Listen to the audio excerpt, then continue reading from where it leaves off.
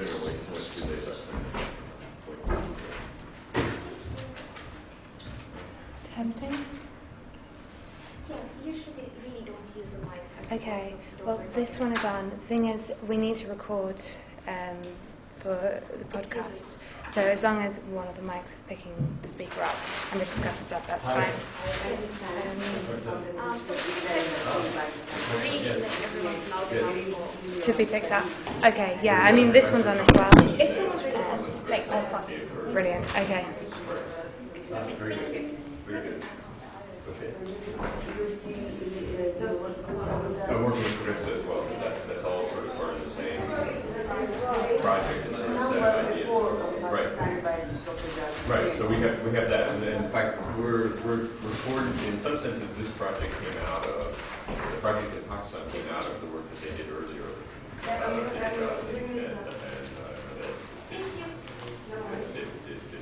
So we've had some conversations about that, but we're I think we're open to sort of suggestions about what it is we should be looking at. We're in Pakistan in particular, we're at a very early stage in terms of just beginning to have conversations with buyers, with the companies, and with factories, and just trying to understand what are the issues that people think are the most. As Teresa mentioned yesterday, one thing that's come up a lot is quality control and the way quality information flows within the company. And so that's one thing that we're on the garment sector because right. There is one for export. Right. By the time that we have the entire supply chain and explaining for the procedure, there's some investigated how it is sorted, the production and also the way very inefficient because of there. And then and after what happened in 2005 was the difference that we said that we cannot survive if we don't get something.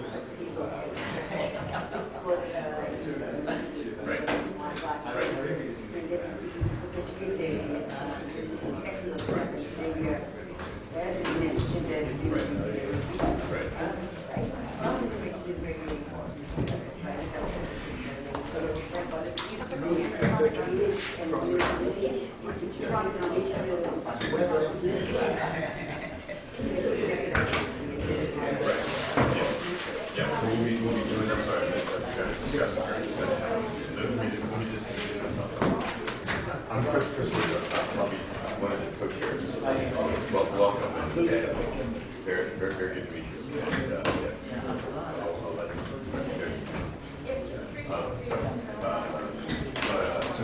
so the idea is our idea is to start with just to sort of let's find a few factories to begin to have people working with really high-end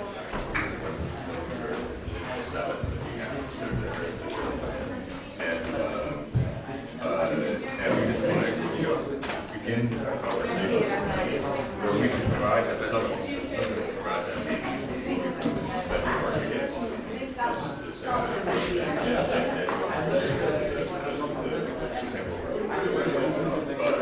but also start a conversation with them about what they think are the issues and what is it that's I mean John's going to talk about a lot of sort of design issues.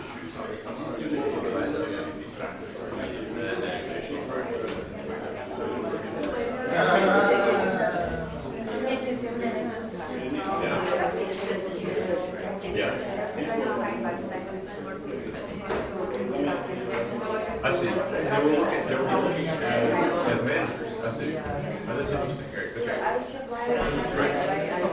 Right.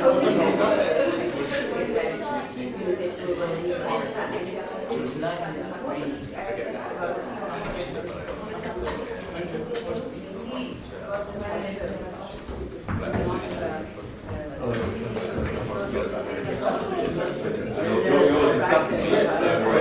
I'll be nice to you. I'll also be very nice to you. I know.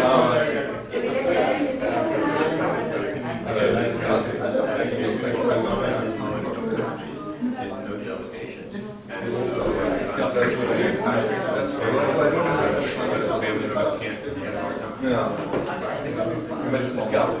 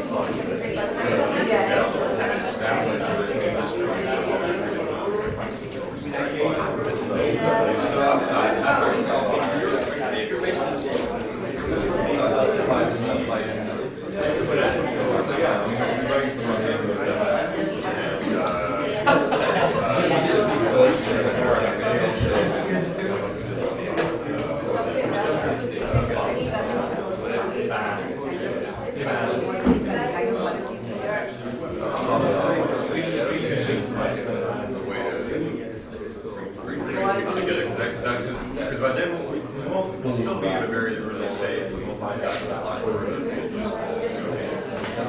all these things going on. We're trying to get through some very important things that we we'll be a little further along.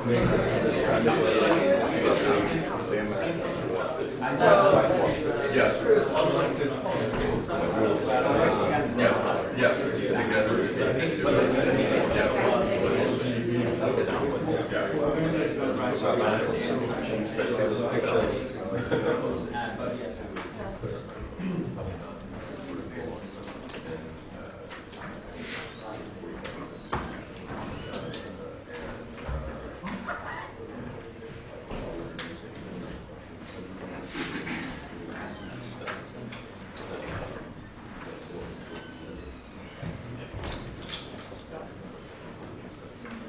Okay, let's go and get started. I'm Chris Woodruff, along with John Nadu, co-chairing this session.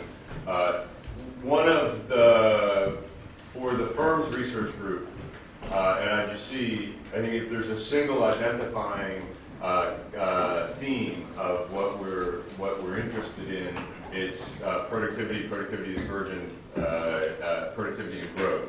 And there's probably nobody in the world who's done more work on that area, than John Van Reenen from several different perspectives. And he's going to talk today a lot about the management perspective and management of firms and how firms in countries with different income levels differ in their management practices and so forth. So. John's a professor here at London School of Economics, and as I say, has done a lot of work from a wide range of different methodologies on this set of issues related to productivity management in firms. So with that, let me turn it over to John. He has agreed to take clarifying questions during the talk. We'll have a period towards the end for more open discussion. So let's hold any discussion comments to the end. But John. Okay, well, thank you, Chris, for that overly kind introduction. I feel like if you're raised up, there's only one way to go, which is down. So I'll try not to disappoint you too much. Okay, so I'm going to try and in this talk give you a bit of an overview of the type of work that I've been doing on management practices and development, particularly with the development angle. And this is, joint work with two of my former students, Nick Bloom at Stanford and Rafaela Sadman, who's at HBS. And the kind of motivation for this, you can see on these kind of two slides, there's kind of two factories, one in the US and one in India. And when people think about productivity and development between countries, people often focus just on things like technology. So you can see that this machine is quite fancy here that the car maker's doing, and the machine's looking a bit older here. But I'm going to argue that it's, when we think about productivity, it goes way beyond just narrow technologies. And it's often to do with the way that those firms are organised and managed. So, for example, you can see that in this sense, the Toyota factory, there's a production board behind where the worker's working, which has information on how well the worker is working, what their output is, what their kind of productivity is. It's much more organised where the machines are placed in contrast to the Indian factory. So I'm going to kind of say that one of the things as economists and policymakers we should be paying more attention to is actually thinking about the way firms are managed.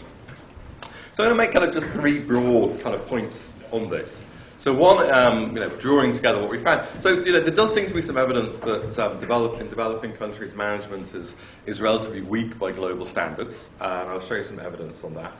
And that might be worrying because I'm going to show you that management actually plays a key role in productivity differences between firms and between nations. Indeed, even between parts of the public sector like schools and hospitals. And then the third thing, and I guess this is in a way the most important thing, I think we'll maybe discuss most about, is what if that's the case, what's holding developing countries and other countries back from improving their management, and what kind of policies could we do to kind of improve that, to change that story? And I think there is a huge potential here for faster growth and improvements in all countries around the world and in emerging economies in particular. Okay, so just to illustrate this a little bit, this looks at a whole bunch of different countries, and what the graph does on the horizontal axis, it gives you the kind of income levels, the per capita GDP levels of the different countries, normalising the US to one. So a half here means that countries here have about half the GDP per capita of the US. And as you go down to here, you see that countries like Zimbabwe has about a 32nd, Tanzania has about a 64th. So huge differences of income. And then on the other axis, I plotted that against a measure of productivity, this so-called total factor productivity, the kind of efficiency with which inputs are used. And you can see that the variance of that is less, but it's still extremely large. And of course, the correlation between your income levels and your kind of productivity levels is quite strong. So, a country this suggests, like, for Tanzania, Tanzanian workers take about a month to produce what American workers produce in a day, using the same kind of tools and equipment. So it does suggest there's a huge prize out there. If we could improve the productivity levels of some of these countries, then we could have big increases of income, and that could be, a real force for alleviating poverty in the world. Now, is management anything to do with this? Well, there's a huge debate. A lot of people, I think, myself, as a kind of cynical and skeptical economist when I first came to this area, was it's all a lot of hot air. And this is a picture from actually the San Francisco bookshop, where you can see, like any airport bookshop in the world, huge numbers of books about fantastic managers. There's Steve Jobs down there, and other kind of luminaries of business. And I like to use this quote from Chad Syverson, who said, he did the survey of productivity, and he said, no potential driving factor of productivity has seen such a high ratio of speculation, hot air, if you like, to empirical study. So part of what we've been doing over the last 10 years is trying to add a bit more empirical studies to this. Like, a good example of the hot air, if you like, is that about 15 years or so ago, if you went and looked on the bookshelves, you'd see lots of books about this wonderful company which was being very dynamic and creative. It had the best management practice to emulate, and other companies should be copying what it did. The luminaries of McKinsey and my friends were writing books like this. This company was called Enron. And shortly after these books were published, Enron collapsed in huge accounting scandals and mismanagement. So, this is an area where there's a lot of talk and a lack of kind of hard empirical evidence, and that's one of the things that we've been trying to do. Well, it's very easy to say, let's measure management. How on earth do you do it? It's not exactly easy. So the way that we try to get a handle on this, and it's by far from a perfect measure, But we've gone through 3 steps. So the first step is you have to think about what are the types of things in a firm that might be relevant for higher productivity, the way the firm is managed. So we've developed a kind of, working with lots of different people in the industry, core questions around what we might think are important for management. So these are to do with basic things. These are not kind of rocket science. These are things like, how you monitor what goes on in your firm, how you kind of collect data, how you use that data to improve your processes. So lean manufacturing is an example of that. What kind of targets you set? Are they kind of ridiculous targets or impossible to meet? Are they too easy targets? Or they're actually realistic or stretching targets? Are they joined up or not? And a set of questions around people management. So how you hire people, how you fire them, how do you promote people? I'll give you a couple of examples of that just to make it concrete. So we've done this in many different sectors. I'm going to focus on manufacturing firms for today's talk. So, typically we would interview a manufacturing plant manager, someone in the middle of the organisation. CEOs are great to talk to. We have CEOs here, but often CEOs don't know what's happening on the ground level sometimes. And people who are working on the production line are also good to talk to, but it's hard for them to take an overview of what's happening in the plant. So we've got to target these plant managers who are kind of in the middle of the organisation. Now, even with the best set of questions in the world, how do you get people to tell the truth to you when you interview? It's difficult. So we developed this method what we call the double-blind method. So what happens is that when I interview a manager, as an interviewer, I didn't know anything about the firm's performance. I know nothing about the profitability or the productivity. If I knew that, it would give me, and obviously, if I think I'm interviewing a great firm, I'm more likely to give it a higher score than if I don't know anything about the firm. So it's blind on the side of the person doing the interview. It's also blind on the manager's side. The manager doesn't know that they're being scored against these 18 different questions or dimensions. They have this open-ended kind of question. I think they're having this friendly chat with someone who's from a student from a business school. And in the meantime, these people have all been heavily trained to kind of score the firms. And the reason that we don't inform the manager is that, again, there's a strong psychological bias. If I'm interviewing Chris about the management quality of the Warwick economics departments, and he thinks I'm going to be scoring him, he's more likely to give the answers that he thinks I want to hear, rather than to give me a more honest appraisal about what's going on. So that's the way we try and get at more accurate answers. Thirdly, why does anybody participate in these kind of interviews, the voluntary interviews? So we have a various tricks to get high response rates. So we actually get all our financial information from other sources, like company accounts or from administrative sources. We get official endorsement from reputable institutions. So, for example, we ran this in Germany, and we had a letter from the Bundesbank, which was supporting our survey. So Germans are very respectable authority traditionally. So when they saw the double-headed eagle crest of the Bundesbank, they responded very well to that. So we got a good response rate. We found in the United States, if you mention the government, people get very angry. There was shouts of liberal, communists coming down the phone. And we found that Americans responded much better to the idea that these were students doing a summer project. That seemed to work much well. Let's make it horses for courses. And in many African countries, local chambers of commerce gave us good endorsement letters. So, we've had about 150 people working on these, mainly kind of MBA types, and we've got a pretty good response rate. So our response rates are something like 45 to 50%. We can look at the responders versus the non-responders, and they look similar in characteristics, which gives us some reassurance that this is a relatively balanced type of survey. Okay, what are the kind of questions we ask? Well, if you're interested, we have all the questions up on our website with lots of examples. But here's some of the things that we're trying to get at. So, one basic thing is, are you tracking what's going on in your firm? So, we score firms between 1, which is the lowest score, to 5, which is the highest score. The lowest score would be, where measures in the firm are not being tracked at all. There's no relation to business objectives. Whereas a kind of well-run firm, you actually have performance measures tracked very frequently and communicated to people. So, collecting this information and locking it up in your door as your CEO and your filing cabinet, and not telling anybody about it, is not actually going to be very effective. Actually, presenting this information in a visual way so that employees can see it is very important. So, we'd ask a question like, for example, somebody would say, what kind of performance indicators do you take? People say nothing. That's obviously not very good. If they said something, we'd say, well, let's say I walked around the factory floor. What would I say? So by probing people, you can get much more accurate answers. And we've also done experiments where we can actually send people into factories to wander around and actually look to see whether people have been answering accurately, and they seem to be pretty good at doing this. Another question would be around promotion. So we'd be interested, are people promoted basically, irrespective of their ability and effort? That's a rather a poor score, versus a high score where firms actually try and figure out who are the workers who are working hard and more able, and then promote them more aggressively. So again, the way we would get at this, I'd say, so I was talking to Ramesh and he was running his firm, I'd say, well, say you had somebody who had been in your firm for about a year and you were thinking of promoting them, what kind of things would you do? And from his answer to that, I would then try and assess whether he was taking effort and ability into account in making promotions. Okay, so, I could go on about methodology forever, but I'm sure you're more interested in what the data actually says. So what do we end up with? We have about 15,000 firms now in 32 countries, a mix of developed and developing countries.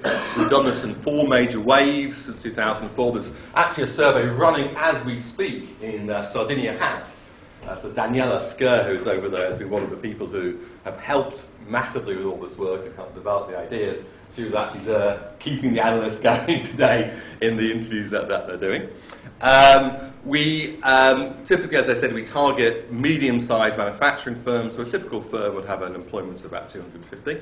And as I said, although we've started in manufacturing, this has been extended by us and other people to lots of other sectors, like hospitals, schools, retailing, universities even.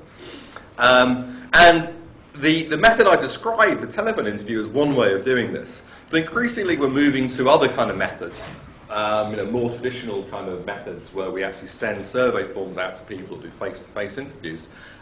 We've done this in the US. There's a huge 40,000 firm survey in the US called MOPS, and we're now experimenting with doing this in many other countries.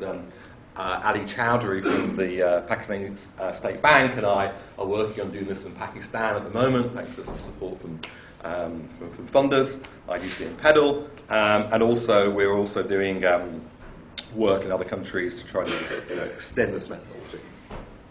What do the numbers look like? So here is the scores of the doors. These are the average management scores. So the simplest way is to take all 18 questions and take the average. You could do more fancy things, but this just shows you the kind of average score in the country. And you can see that across our 32 countries, there's a lot of variation. So the kind of richer countries, as you'd expect, kind of get the highest management scores. The US and Japan are near the top. Then you have kind of many European firms, India and China down here, and then a lot of Latin American, African countries with poorer management practices at the bottom. So it's kind of unsurprising in some ways. If you correlate this with GDP per capita, you see a pretty close correlation between the kind of GDP per capita numbers I showed you at the beginning and the average management scores. So this is not, of course, to say this shows there's it's management causing GDP per capita. The relationship could be in the other direction, or there could be lots of other variables. But it's reassuring to see that there is a reasonably good correlation across country level between our management scores and overall income levels. Now, to me, what's almost more interesting than the differences, average differences across countries, is the differences within countries. So because we have firm level data for every single firm, every one of the 15,000 firms, we can look at the average management score and look at how that's different within each country. So we can do this for every country. What you see, this is the US and India as 2 countries to look at. This just shows you the distribution. This is the proportion of each firm which have different scores. So most firms score in the middle, that's the kind of average scores. There are some really amazing, excellent firms at the top who are scoring near 5, and there are some terrible firms at the bottom who are not collecting information on what's happening in their firm, they're not doing careful hiring, they're ignoring effort and ability when you prep promotion. So, it's not that when you look at India versus the US, it's not like every US firm is awesome and every Indian firm has very poor scores. There's a lot of heterogeneity, a lot of variation within both countries. But one of the striking things, if you look at the difference of these 2 pictures, is that India has this much thicker tail of very badly managed firms than the US does. So the US seems to, it's not just the distribution shifted to the right, it's also much thinner in the left tail, which suggests that one of the reasons the US gets these higher scores is that the US economy may be much tougher about weeding out the very badly managed firms. That could be for a number of reasons. Tougher competition is obviously one thing that springs to mind. So, those of you who are fans of cricket will recognise this. So, there's always two ways of improving your kind of productivity. One is to make everybody better, and the other is actually to employ more of really good cricketers and employ less of really bad cricketers. So that's like the batting average effect that you can improve productivity in that way. It doesn't look bad. It's a little out of shape though with that one, isn't it? Okay, so before I go on, I should just, for any researchers in the room, I should just say, one of the great things about doing this type of research, which is you use the radical methodology of economists called talking to people, which we don't do very much in economics, but it's actually great fun. So, one of the things that you learn is things you weren't expecting to. So apologies for those of you who've seen this before, but this is a quote we got. This is an Australian female interviewer who was interviewing a British factory manager. The male manager said, "Your accent is really cute. I love the way you talk. Do you fancy meeting up near the factory?" What girl could resist such an offer? Well, this one did. "Sorry, but I'm washing my hair every night for the next month." So, yes. Things are different in India, of course, as we know. So the chat-up line is somewhat different. So this was an interviewer who was a Brahmin woman who was doing the interview, and the production manager said, "Are you a Brahmin?" The interviewer said, "Yes, why do you ask? And are you married?" "No." "Excellent, excellent. My son is looking for a bride. You could be perfect. I must contact your parents to discuss this." So you see, cultural differences matter a lot as economic and technological differences in understanding what's going on. Okay. So that's all very well. We collect this information on management. Is it useful? Is it related to things that we care about, like income and productivity? Well, if you correlate across all our firms the average management score, the measure of productivity, this is total factor productivity, but other measures are the same. You can see there's a kind of a positive, pretty strong correlation. So the firms which score as if they're more highly managed also have higher productivity, and that's true not just in the sample as a whole, but if you look in every country, this takes a few countries, but this relationship between productivity and management is positive and strong in every country we've looked at. So that does, and it's not just productivity. If you looked at profitability or output growth or exports or measures of innovation, you generally always see this positive relationship between management and measures of performance. Survival, better managed firms are more likely to survive in the future. So that's kind of reassuring. It suggests there's some usefulness of our measures. But of course, the worry is that, well, again, does the causality go from management to productivity, or could it be something else we're not managing, which is we're not measuring correlation with both? Maybe firms which are more profitable can employ clever management consultants and they can talk up their management practices, and it's a reverse causality story. So to kind of get at that causal story, Nick ran with a kind of team from several people, including people from the World Bank, kind of experiment to try and see whether these improvements in management practice really caused increases of productivity. So in the same way that we'd run a clinical trial for a drug test, we wanted to run a clinical trial where we injected our management practices into some firms, not others, and see whether or not productivity actually increased afterwards. So this was basically done in some large textile plants outside Mumbai. And this is like the dieting pictures. I'm going to say some before and after kind of pictures. So things like inventory control prior to the intervention, you can see, are quite messy. The yarn is not stored very clear. When the monsoon comes, these get washed away. Afterwards, the kind of interventions that we're looking at packed away the yarn in a good way off the floor to protect it from water. It's tagged, so it's easier to find. This makes the inventory control a lot easier. Another example is factory operations. So prior to the intervention, there was these old desks lying around. There's machines not working. There's oil on the floor. Machine tools left lying around. So if the machine does break down, it's hard to find the tools to fix. After the intervention, things are laid out according to a kind of grid. The floors are kept clean. Things are snag tagged so that you can see when something goes wrong, and then you use that to fix things up systematically. Stores are, again, very messy before, well organised and labelled afterwards. Information. This is Nick assures me this wasn't his footprints on this piece of paper. Some information was collected before this particular factory. but it wasn't organised very well, and it certainly wasn't kept as a kind of tool to be used to try and improve the service which was being offered. Was afterwards data became organised better, logged in computers, used every week to have meetings to talk through that data in order to find ways to kind of use that to improve the processes going on. So a whole range of different things that are consistent with the kind of measures I've been talking about. And if you look before and after the intervention, this is again a measure of productivity for the control plants versus the treatment plants. You see a very big increase in productivity in the treatment plants. So the essential treatment here is it was basically a 5-month intensive managerial intervention organised by Accenture, a kind of world-leading management firm. The control plants got something. So the control plants got a 1-month treatment in order to actually just get enough data that we could track these firms over time. So the comparison is a kind of baseline where both groups got a basic intervention just to get enough data versus an intensive treatment in the treatment plant, which increased the productivity very dramatically. So productivity went up by about 20% in the first year, and there's evidence now we've kept this data longer that those things kind of persist over time. So, quite an important increase of firms' performance. Now, you can take this one step further. So, given that from the experiment we have a kind of a treatment effect, a causal impact of productivity, we can then, of management productivity, we can say, well, how much of this could this help account for some of the differences of productivity between different countries? So one way to do that is to go back to the numbers I showed you before, which this shows you the kind of deficit of management of any country relative to the US. So countries down here had about 2 standard deviations, Zimbabwe and Mozambique, lower management scores than the US. We know the TFP deficit from the US from different sources. And then given the kind of information we have on the treatment effect, the causal effect of management productivity, both from the experimental and non-experimental evidence, we can then say how much of overall TFP could be accounted for by management. So, it's about, depending on average is about 20%. It's more in some countries than others.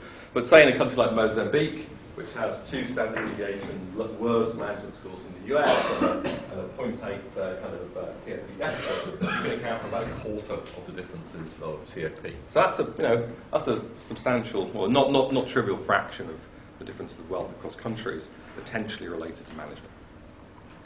Okay, so I'm going to just wrap up a bit by talking a bit about what holds management back and how could policy change this.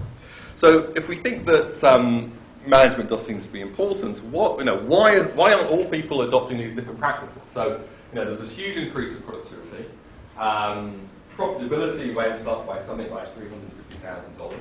It's expensive to use management consultants, but it's not that expensive. So if you were to buy this kind of service on the open market, it would cost you something like $200,000. That's still a pretty substantial profit, even in the first year alone.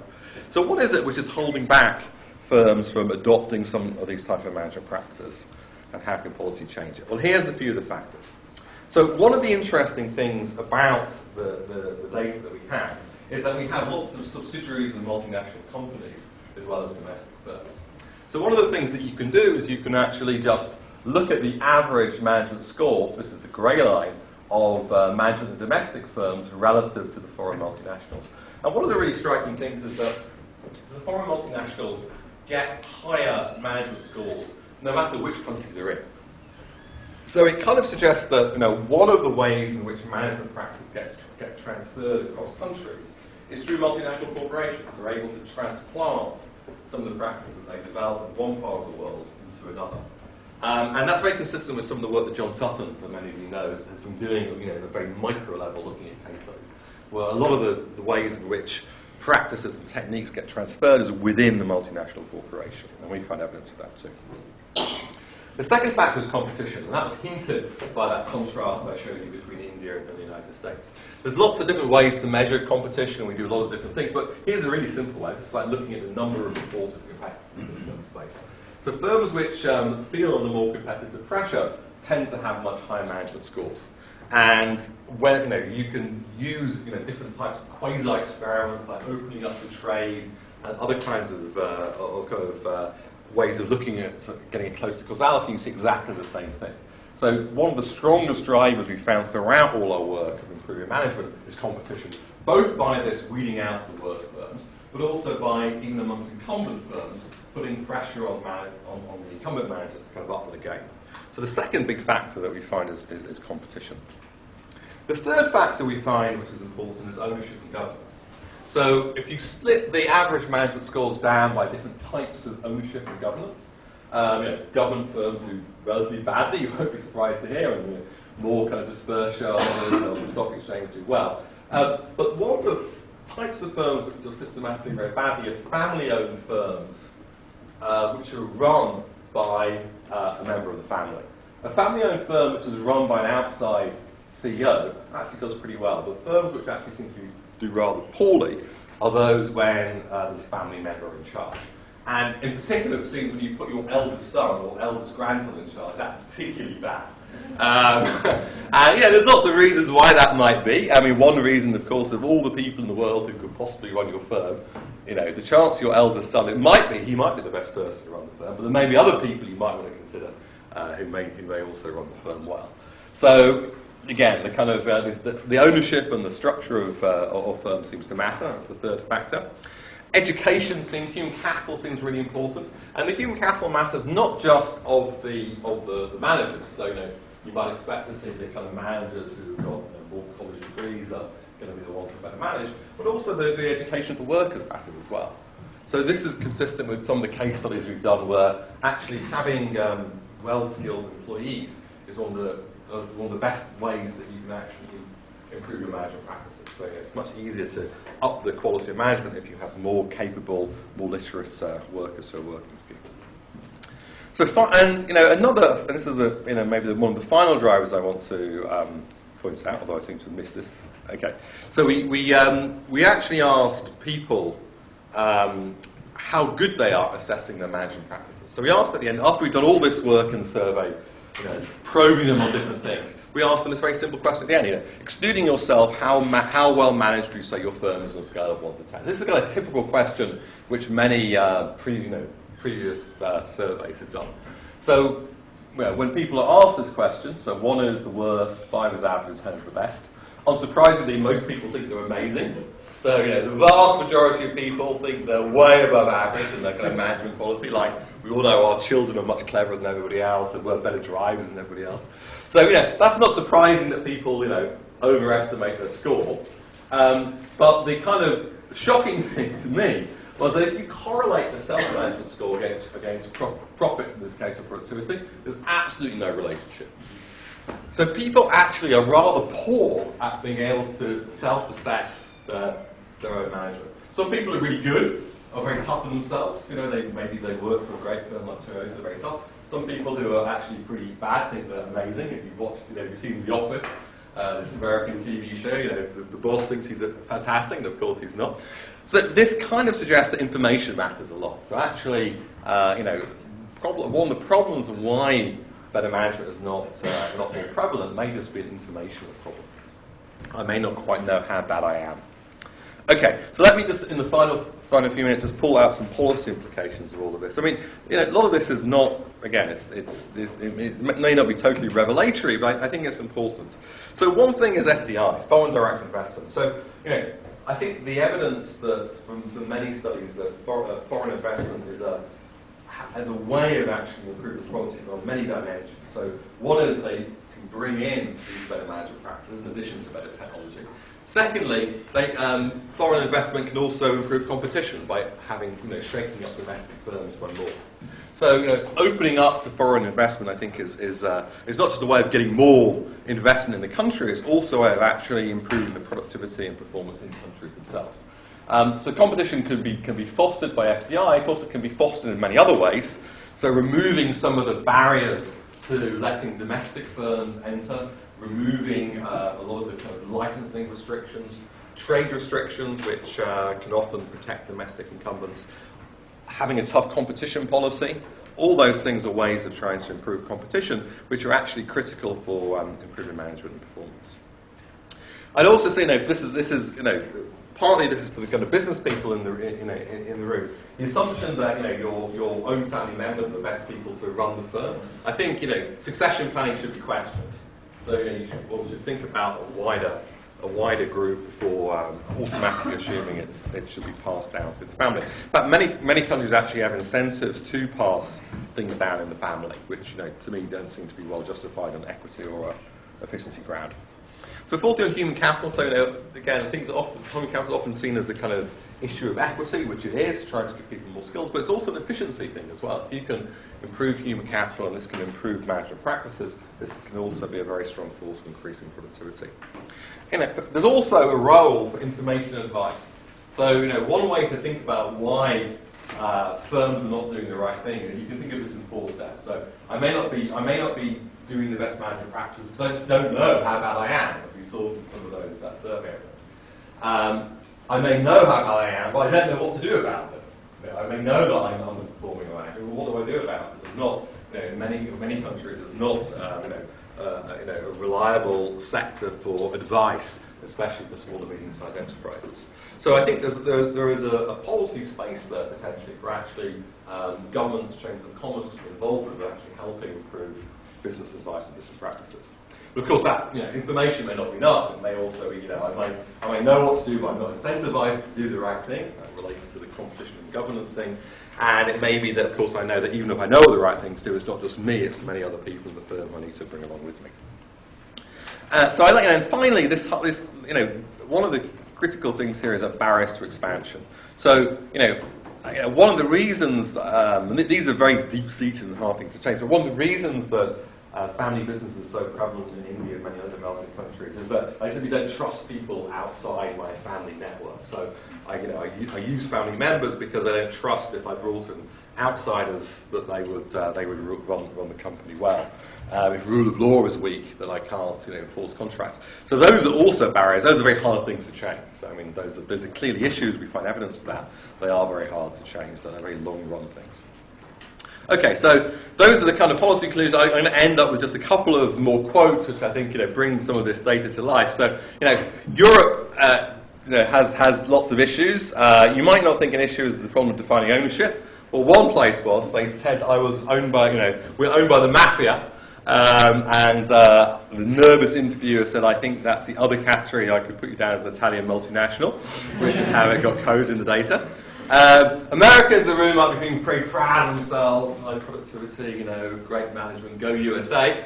But there's issues. I lived in America last year, so I know there's issues with the education system. One interviewer asked how many production sites do you have abroad, and the manager in Indiana, US, said, well, we have one in Texas. So apparently that's the correct answer. Texas being another country.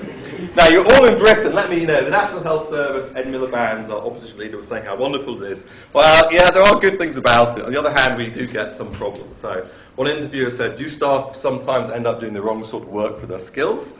And the manager said, you mean like doctors doing nurses' jobs and nurses doing porter jobs? All the time. Last week we had to get the healthier patients to push around the bench and the sicker patients. So be careful what you eat and drink while you're here. Indian hospitals are interesting as well. Is this hospital only for profit? Is it for profit or not for profit? Oh no, this hospital is only for loss making. Indian hospital thing. The African management approach is also interesting. So the interview asked, what kind of key performance indicators do you use for performance tracking? Performance tracking, that's the first I hear of this. Why should we spend money to track our performance? It's a waste of money. How do you identify production functions? With my own eyes. It is very easy. Okay. One last Indian one, I think. Do you offer acute care?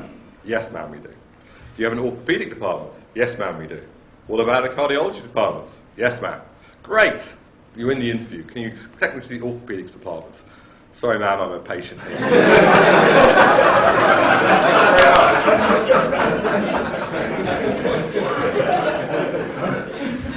Over to the discussants.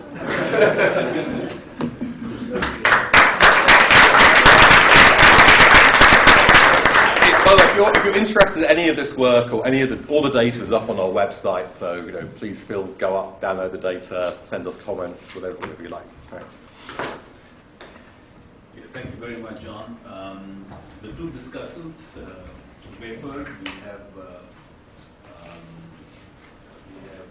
Dr. Luis Casagrande, Deputy Governor of Central Bank of Uganda. He's doing his second stint as the Deputy Governor. Institute of Manchester University, the quality of comments. And our second discussant is Mr. Faisal Farid. He is on the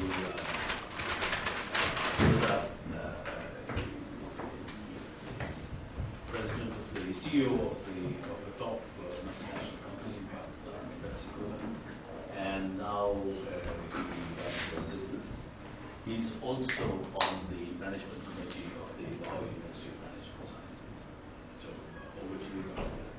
You have about 15 minutes. Okay, I don't have any slides. Can I sit here? Yes, okay. I don't have any slides, but let me first thank John. We'll ask you to use the microphone for being close. Oh, okay, so you can hear me? Okay. Let me start by thanking the presenter. I mean, this is literature that I wasn't used to, but I enjoyed going through the slides, not because I was chosen as a discussant, but because of the question that was asked, that are developing countries held back by their management? And looking at the past 2 days, there's been a lot of focus on productivity, and the usual suspects have been looked at. We have all focused on infrastructure, we looked at institutions, integration. Yesterday we had this brilliant presentation by Donald, and all the effort has been on increasing productivity, but very little was looking at the management capacity and productivity. And this is a big challenge, and I want to approach it from the point of view of Africa, and also look at the area that I'm more familiar with, which is banking, because we also faced with the issues of management capacity. Now let me first give you an example of Uganda. 2/3 of workers in manufacturing are employed in businesses which are very small, employing less than 50 people. So our farms in Uganda are quite small. And I think here the paper is now bringing us to management practices, and I think one of the questions is, would even these small farms benefit from improving their management capacities? Initially, when I looked at the graph you had where you were plotting income per capita and productivity, I thought, well, one might say, well, we wait until we have this higher income per capita, because it seems to be, it is the US that has got the highest total factor productivity. But as I went through the slides, I could see that even in small farms, like the ones in Uganda, I think there is a lot of benefit from just improving management capacity. So I tried to get into the policies that you ended up with, applying them into Africa, applying them into banking. And I think that's where I got into some very serious difficulties. One of them is that multinationals appear to achieve good management practices, and by opening up to FDI, you tend to import in good management practices. But when we look at banking, which we've done, we've opened up to multinational companies, but there's always this tendency of small, badly managed companies surviving in that environment. Some small banks, in this case, surviving in the industry. Family businesses also surviving. So this morning someone said connectedness might be the factor. That's why some of these small firms survive. Then the other one was competition. And I think within the banking industry, we've tried a lot to open up to at least increase competition within the banking industry. But for some reason, we've failed. Just getting in more players does not promote competition. So I've always asked myself, why having many players we don't end up with the competition. Education, I agree. I think education is something that will help farms perform better. But the issue is that for the small farms, I think there is always a constraint in employing highly educated people because they are. I think that's one of the issues that comes from this paper. The other one. Back to family businesses, I think you are very right that in the case of family businesses, the issue of trust is a very key factor.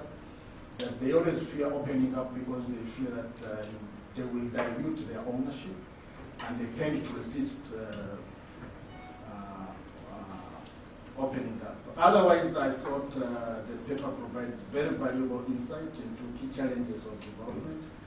I think the imperative of raising productivity, and I think my challenge to you is to focus more on what are the policies that are going to increase management capacity in small farms. What sort of incentives are we going to give small farms so that they are going to open up and use better management practices?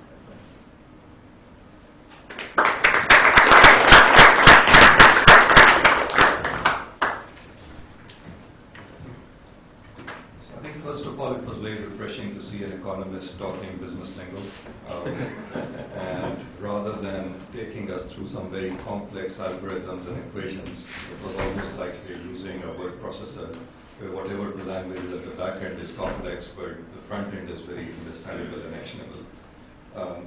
So what I take away from this is actually lots of action steps, both as a sector as well as a firm. And the beauty of what you have done is actually dissected some of these notions of big words into some very understandable concepts. So the concept of productivity, the concept of the role of management in productivity, it's so understandable now that you know what to do with it after seeing these dimensions or attributes the way you have described it. So that's very powerful. I think the other thing that I loved was that it explodes the myth of this cultural context, because when I used to work in an MNC, and no matter which country you would go to, the managers, they would say, oh, but this is different, these things don't apply there. And the fact is that MNCs have proven that that's not correct, because empirically they have achieved the same higher level of productivity no matter where they operate. So it's actually the private sector is much simpler than the public sector. A good practice is a good practice. No matter where you operate, and you can actually implement majority of the ideas in any context, as is proven by this study as well. The second is, I think we underestimate the role of MNCs, because when we talk about MNCs, these are like living organisms. And the people who are trained by these MNCs then move on to the domestic sector, move on to do their own companies, and provide leadership even to the domestic companies. So the transfer of know-how, the transfer of practices does not stay. It happens all the time. So that's another positive or the secondary benefit of MNCs, which maybe one can look at. And if you look at the number of CEOs in Pakistan or India who were previously with some MNC, I think you may find a very high number which were previously trained by some MNC. I think on some of the questions I have and thoughts, first of all, is US the bench of productivity? And is it the bench of productivity the way productivity is defined today? Which is, giving weights to certain elements, including the price that you can get, which comes from the GDP. Because if that's the case, then especially in manufacturing, most of the US companies are actually relocating their manufacturing sites to outside of the US. And there must be a reason as to why that migration is taking place. Because one is when you're only measuring it in quantitative terms, which is the number of units produced with certain tools, versus the cost at which you're producing them, which obviously brings other factors into play. So I think maybe some thought into what is the right bench of productivity and whether we need to revisit this equation of productivity the way it is defined today. The second question, I think, which Dr. Lewis also alluded to, is how do you apply these concepts to a 10 or 20 employee firm, which in most developing countries provide 80% of their employment and contribute maybe about 50 or 60% of the GDPs.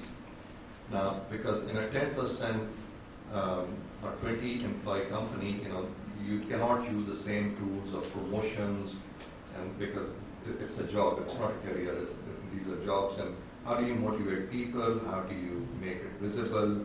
How do you do the succession planning? I think many of those things may change the moment you go to a small scale company, which is actually playing a very important role in the economy.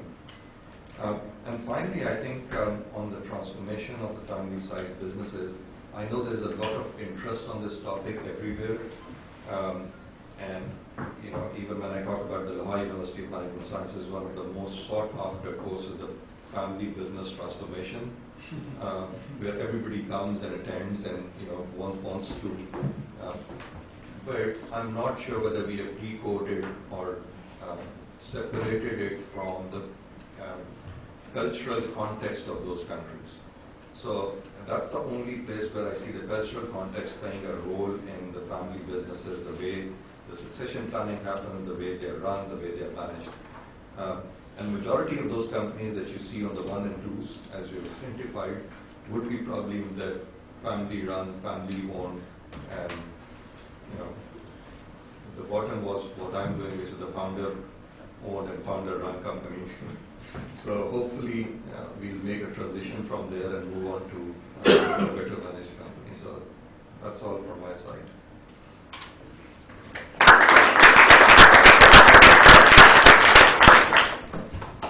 Do you want to respond to any of the comments before we open it up for? I mean, I think thank you for those are very great discussions. We made lots of really good points, most of which I agree with. I'll just briefly respond to sort of a couple. I mean, the size kind of issue which you brought up, I think that it is a really relevant issue. And the way that we think about the survey is that obviously it's not really appropriate for the really micro enterprises. So the 1, 2, 3, 4, 5 size firm, the management problem is relatively easy because you're there the whole time.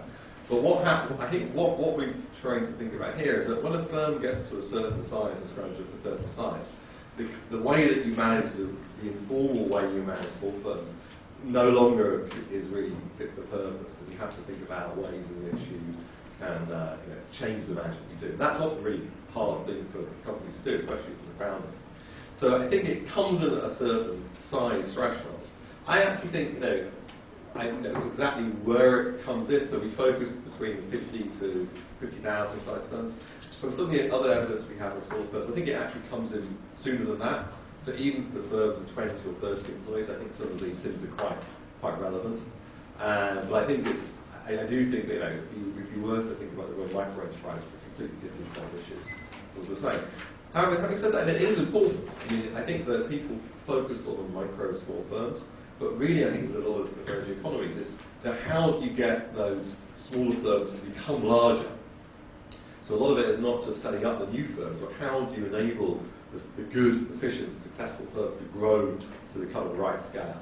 I think there's a lot of barriers which kind of set in the way we've talked about on the competition side and the difficulties of becoming extending things beyond the family and stuff. So I think that's the real critical area in whether there's a strong role of policy in trying to remove some of those constraints to growth, and also think about interventions which could help improve the advice given to those type of firms. So I think that is an absolutely critical type of thing. I think on the point about on the US benchmark, I mean the US as well as some industries, lots of others. I think the reason why a lot of manufacturing is moving away from the US rich countries to poor countries, it's partly just a cost type of thing. So even if you have higher productivity and better management, if your wage costs are much higher, it's still going to be profit maximising thing to do to offshore some more of your activities towards other countries, and that's perfectly reasonable to do. I think that's part of the process of of developments. And on the first final thing, on the family thing, I think, yeah, I mean, there are good reasons, cultural reasons for keeping things within the family. You know, it's kind of interesting. If you look at it in a developing, in a richer country context, so you know, the UK and France have about the same proportion of family-owned firms as Germany. It's about 30%. Less than US is much less, but there's still a lot of medium-sized family-run firms in all the European countries. The interesting difference is in Germany that the majority of family-owned business get in outside professional managers to run them. Whereas in Britain and France, it tends to stay in the family. And part of that is perhaps cultural, but part of it I think is due to there's a series of tax incentives in Britain to do that and other countries. And I think that actually turns out to be one of the key differences. So Germany has a much more successful manufacturing industry. And I think part of the reason for that is they actually have more open view going outside is in. And I think that at a level of other countries, one could also think about similar type of thing, considering a wider succession planning than within the family. I think one of the reasons of raising the microphone probably you're requesting that as part of the research or your study, if it can be extended to backwards to see what does it take on part of the management to make that journey from being a micro-organization to a mid-sized organization. So what are those traits and qualities that enable that journey? So I see that as a very natural extension of the work which you've already done in terms of identifying those differences if there are any. Yeah, that's a great point. So we've actually been collecting this for now 10 years. We can actually follow some of these firms through and look exactly at that transition. So I'll put a plug on this. David McKenzie and I are working on. So we have a different sort of management diagnostic kind of thing for microenterprises based on not so much on managing employees because they don't have employees, but it's on do you visit customers' do you visit competitors' premises to see what they're doing? Do you ask customers are there things that you're not doing that they would like you to do? Basic practices about that might be expansionary in a sense, and we've now done that not in as many countries as you guys have, but we've done it in a half dozen to 10 countries, and I think over the fall, in fact, we'll meet tomorrow to talk about putting a paper together on that. So it's a different approach, but it could be something that kind of fits in at the very bottom end of the microenterprise sector in this area. That's again, it's a different set of questions because there are different questions that are appropriate for that size firm, and then the question is how do you build a bridge between the two. So let me with that, let me open it up for questions. And thank you very much. That was very refreshing. Someone language from Tanzania. In the study of data on manufacturing, the family firms which have moved up, we found the three types. One is where the parents actually educated the kids much higher level than they are. UK, US, when they come back, the firm moves up. The second type is where the family actually makes contacts with foreign companies, bringing papers, and that actually raises the level of the company. The third type is where they outsource management and they employ non-family members. So it's quite not a working farm. But I have questions on whether you traced this was a snapshot. What would it look like if one traced the rate at which productivity is increasing over time? I would imagine China, for instance, would be closing in to the US, and that says something about what will that tell us. But secondly, is the linkages and subcontracting. If a large firm is subcontracting a family firm, and that is helping to make the large company efficient, what do you say about the efficiency of the large one versus the efficiency of the small one, which is contributing to the efficiency of the large one? How would you characterize that in your study here? But a quick comment on a second of the banking system. In Tanzania, we have also many banks. But two observations. One, the multinational banks, which have branches there, they have their niche of operation. If you go to Standard Chartered Bank or Stanbic, the bulk of their businesses is by multinationals from Britain or from South Africa. Me as a local, I'm just by the way, and I'm not likely to get the services I want from there. So I think they have their niche. But for those who are targeting the domestic market, we are beginning to see competition whereby we, the borrowers, you drive down, you improve terms by telling them, the other bank is offering me this. Oh, yeah, we can offer you that also. I think it shows that competition is beginning to take root. The challenge is how we can make it more effective. But at least the fact that we are using, playing one bank after another, by another, show that actually in other terms, oh yes, I can do the same things. The competition is beginning to take root. The challenge is how it can be made to work better from where it is.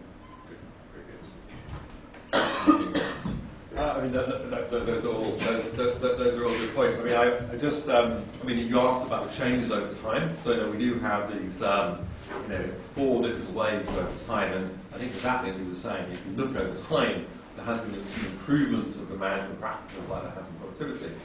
This country's the single biggest improvement is China. So you see a dramatic improvement, say, between 2006 and 2011 as well. So there is a real, there is some diffusion of these things and improvements happening over time. I have to say, you mentioned the banking thing as well. I mean, we haven't actually done this in the banking sector, which would be an interesting sector to study. And anybody's interested, I'm really very happy to collaborate on that. I think it is a be a fascinating area to look at. I've got a lot of questions, but I'm still limited to one. I'm not that familiar with the literature, although I did go to Nick Bloom's presentation last year, which I also enjoyed. The one question that I will ask is about the diffusion effects between firms, because you talk about the role of multinationals. My IGC role isn't in South Africa, but I live there, and there's a very, very strong incentive program for the motor industry, and that encourages firms like Daimler-Benz and Volkswagen, Toyota, and others to have quite significant manufacturing operations and lots of second and third tier manufacturers and so on. It's very expensive for consumers, and one of the rationales for it is that there's a diffusion effect between that and other parts of manufacturing. And what evidence do you have of that, and how much would you pay for it? Let me take a couple of questions, because it hasn't happened for you. My question is this, that when you're talking about this whole study and your research, what we found was this, that it was telling us that one, you have to be a management educated person in order to be a manager, and two, that the MNCs and the bigger, larger firms have a bigger role, and three, that the family companies cannot do so well. What my experience is, and I come from Pakistan, that there are many, many firms which have grown up, being a family and from a family enterprise to big public corporations now in Pakistan. And we have seen a good transformation in most of them. So I think the concentration should not be at what you're doing. The concentration should be whether you are a good manager or not. And being a good manager is just being a good person. There's no difference between a good manager and a good person. If you're a good person, you're a good manager. And I think it's as simple as that. And we've seen this in our country at least, and even other parts of the world, especially in the United States, where many, many firms have become, from family enterprise to very, very large corporations. So it's not just this bit in your study, which makes a lot of sense, because if we concentrate on as to what, like what Dr. Sab said earlier, that if we concentrate on what is the transformation format, from these family enterprises to the larger enterprises, and it has to be those good elements in the person or in the organization. I would just want to add. John, can I ask you to stand so that we Oh, sure. More easily move the mic around it. Use the microphone. Oh, there's a microphone here. There is a manager telling you what to do. Yeah, he's a good man.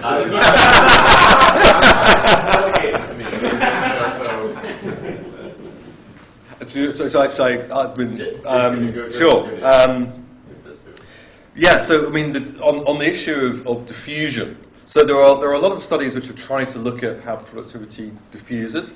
It's a hard thing to get at.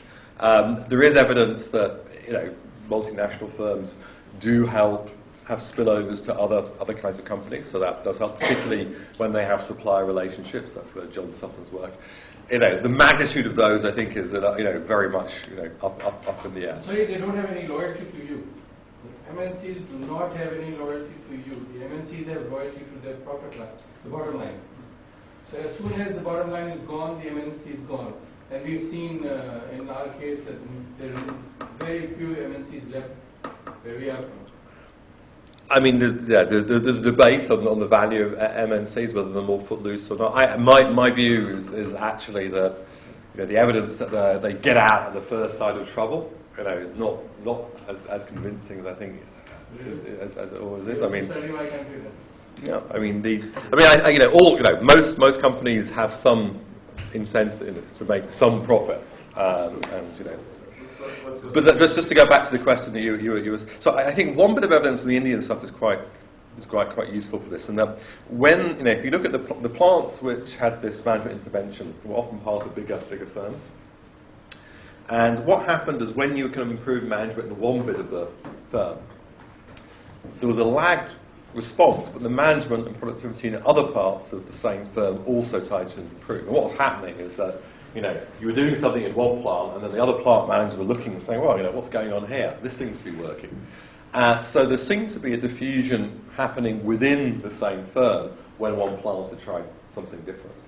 So I think the process of diffusion actually is quite hard. I mean, often the way it's going to happen is it starts off within one bit of one factory and spreads to the rest of the factory, then spreads to the rest of the firm, and then starts spreading outside the boundaries of firms to others, particularly if they have some type of relation. So the other way you would expect it is through people coming through the firm, yeah, and going out and starting their own firm, yeah, or going into other firms. Yeah, no, it's very plausible that happens like that. I'd say the knowledge we have over those mechanisms is still very weak. So one of the things that we're trying to do now actually is to match in some of the data we have here with information on all the workers who have worked in different firms. So in some countries, you can actually get the information on who's worked in which firms, and then you can actually try and do the experiment you're suggesting, if you like, and say, well, if I worked in a good firm, maybe that's a multinational like Toast, or maybe it's a great domestic firm, when people leave that firm, do they take some of those better practices with them? And that's part of the mobility of people. That's that part of the. So it seems plausible. It's right now. How big that is that worth? I think really to answer the policy question you're asking, you want to be able to run some experiments on this. So you want to look at the policy and say, well, can we pilot it in some areas and see whether it works in other areas? Governments are very resistant to doing that. But if we really want to see whether a particular policy like the one you were suggesting in South Africa works, you have to think about ways of designing some experiment to see whether that works or not. So I think it's plausible it matters, but working out exactly how much it matters is going to depend on the actual policy and doing design. On your question, I mean, don't get me wrong. I'm not saying I've actually when I presented this in the Federation of the Global Federation of Family Businesses has an annual conference every year, and one year they invited me to talk. And I said, do you know who I am? And basically go to the Lion's Den to talk about family. But of course, and they were all actually quite nice about it at the end, because now, of course, this is an average.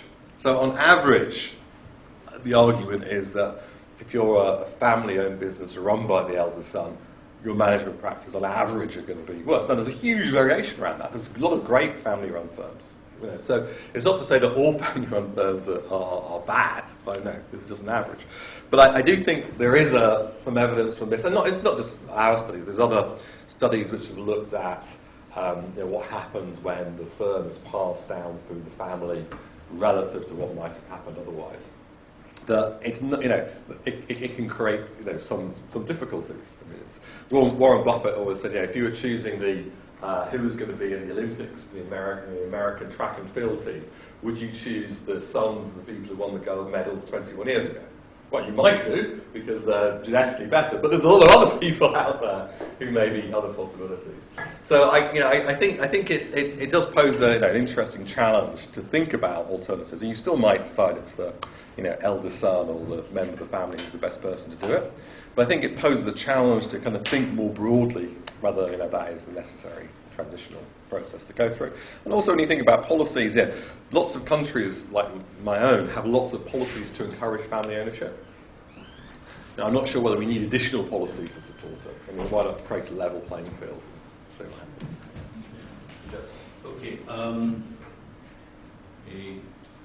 In many countries, attracting FDI may not be that straightforward.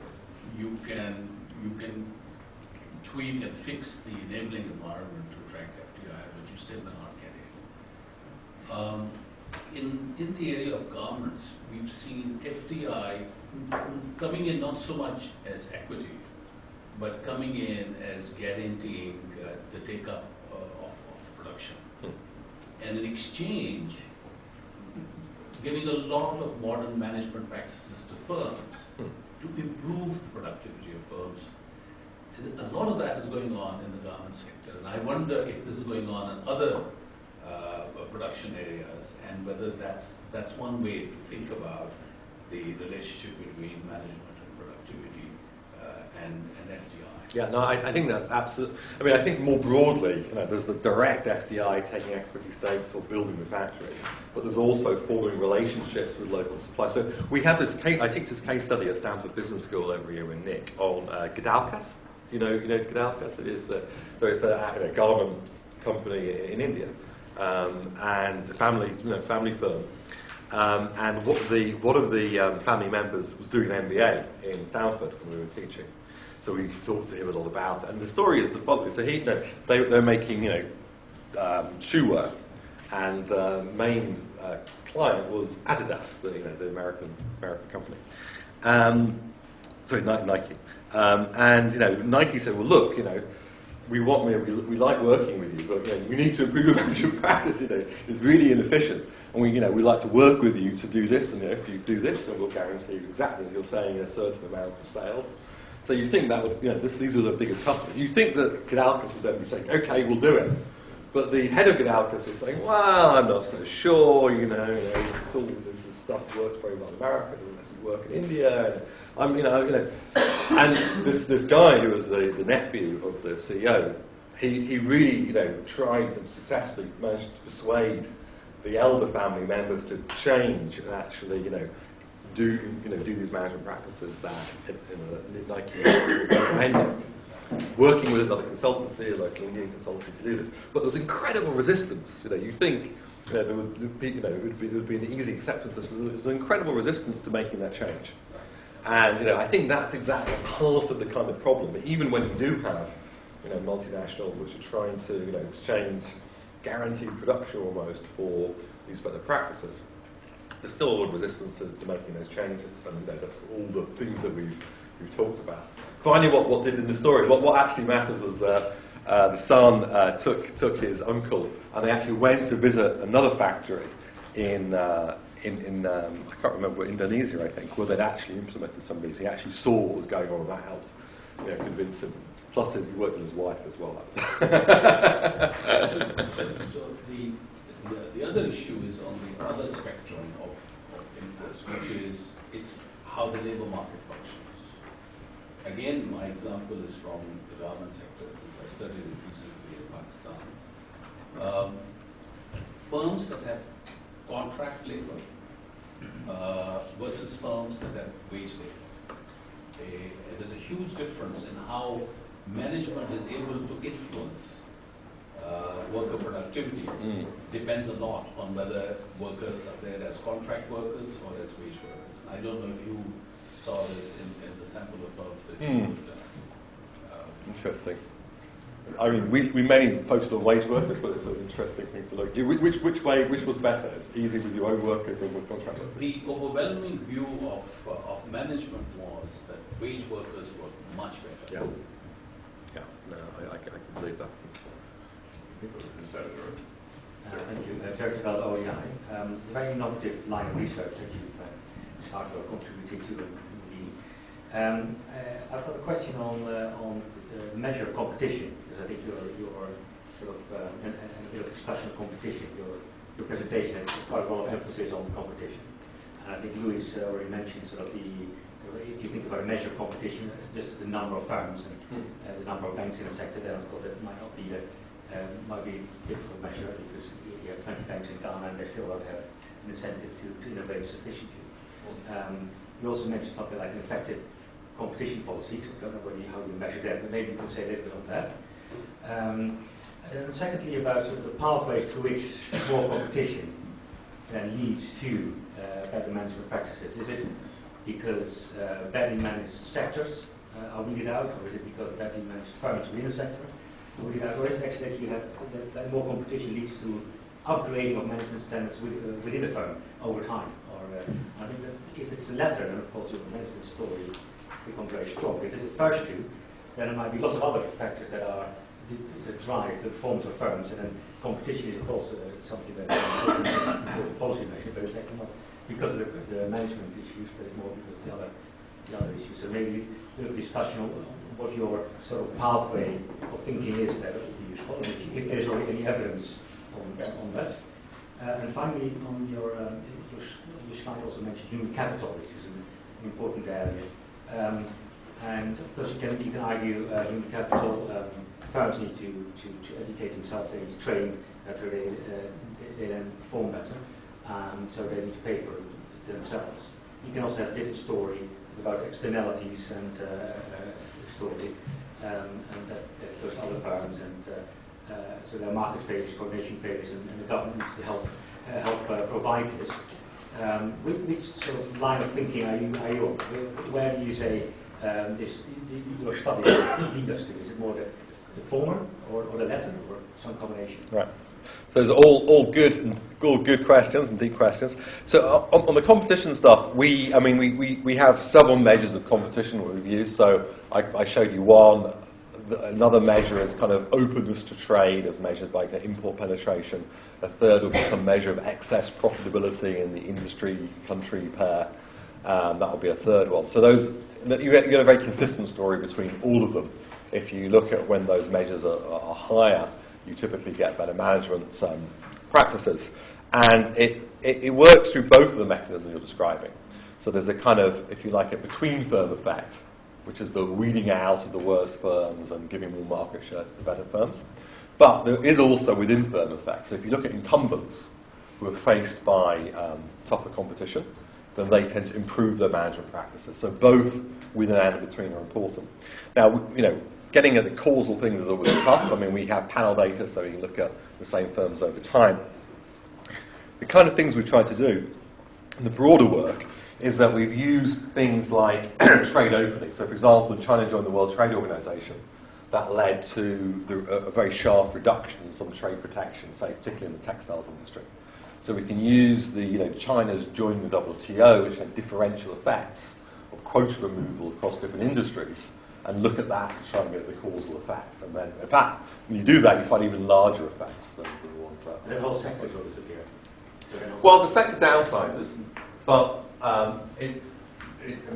you also, it's not that the whole sector disappears. It's what happens within the sector. You get certain types of firms growing, which were, say, in the more specialised niche areas, the more individual sectors, the parts which are maybe some more susceptible to better management to improve themselves. And yes, the very low wage parts of it do tend to disappear, but there are plenty of heterogeneity within the sectors, and most of the competition effect is actually within rather than between in that dimension.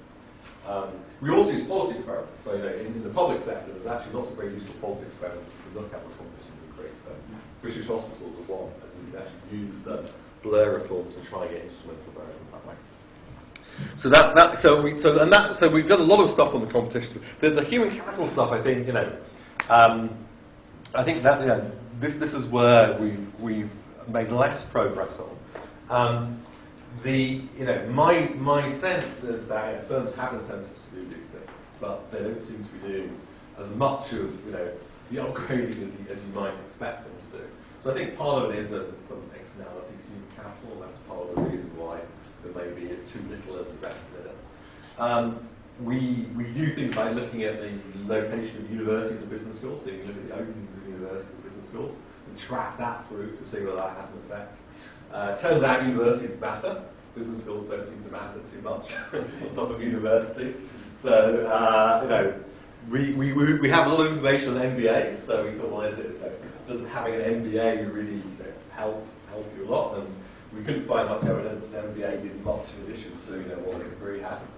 So I'd say the thought that in terms of is it business education or more general education? At the moment, the evidence suggests it's more general education which matters rather than having fancy MBAs or anything like that. So I hate to say, luckily this is a Department of Management, not an MBA granting institution we're standing in. But it's not great for the kind of MBA industry. But this is very much work in progress. Let's take a couple more questions here, and then we'll give you time to try to sum up anything. Actually, I'm just coming back to your entire idea that management does improve, good management does improve productivity. In Pakistan, we have this horrible tilling sector, which is very, very large and absolutely, they just follow very poor practices. So we got this National Productivity Organization to do a study, and we found exactly what was wrong in the process, in the management side.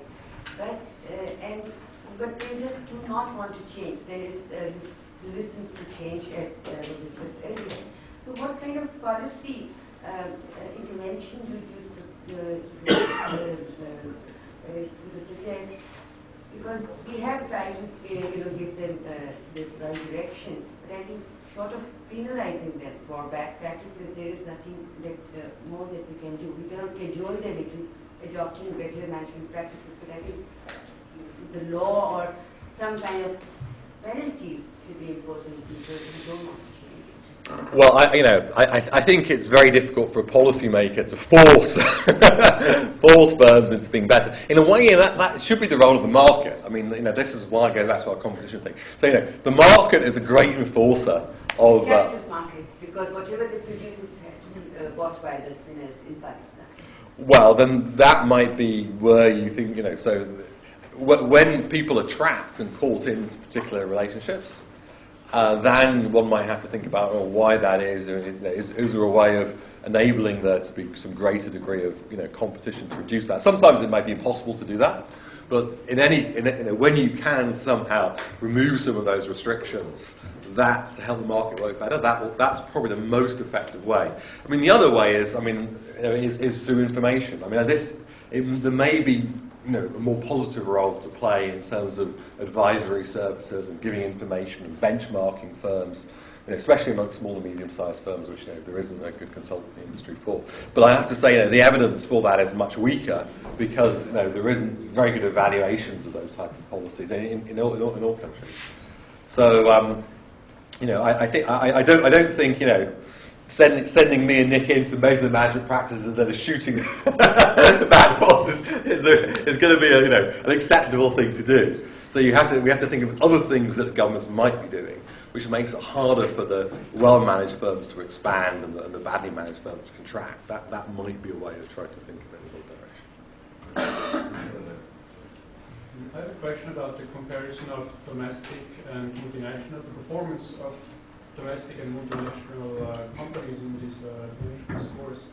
And I understand that multinationals are performing better, but my question is whether the kind of degree or how much they are better depends on the questionnaire being an international, multinational one, so being designed to kind of pick up management practices that may be particularly relevant for multinational firms, and maybe less picking up something that may be relevant for a domestic firm in a particular country.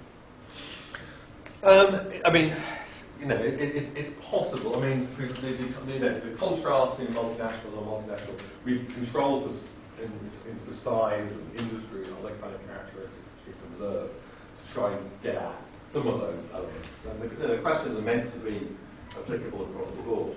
So I don't think that, I mean, we also have, when we interview the multinationals and the domestic firms, people from different nationalities interviewing them. So it's not just the Brits interviewing the Brits, but we have a range of countries interviewing Brits versus, Tanzanians and other countries. So we try to mitigate those biases. Now, do we completely get rid of them? There's always a risk that we don't. If you look at the correlation between, say, productivity and the management questions, they're as strong in the domestic firms as they are in the multinational firms.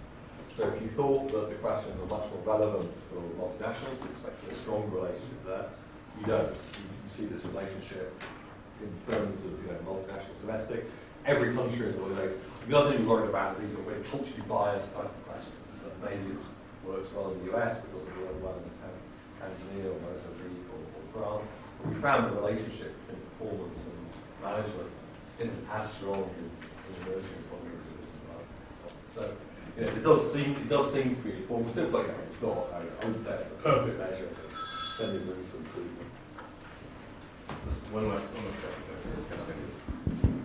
I just wanted to go back to this issue of opening up and attracting multinationals and leading to improved management practices, and relating it to banking.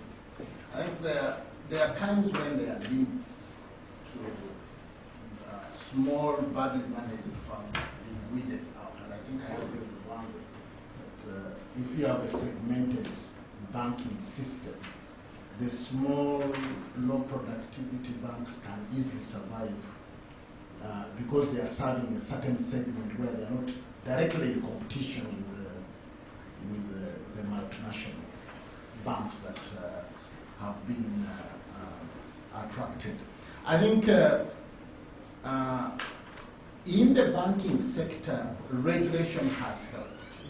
Having a regulatory environment, I mean, you will not be able to apply regulation in each and every industry, but at least in the banking sector, having regulation and having a regulator, that's the central bank, has helped in weeding out poorly managed institutions.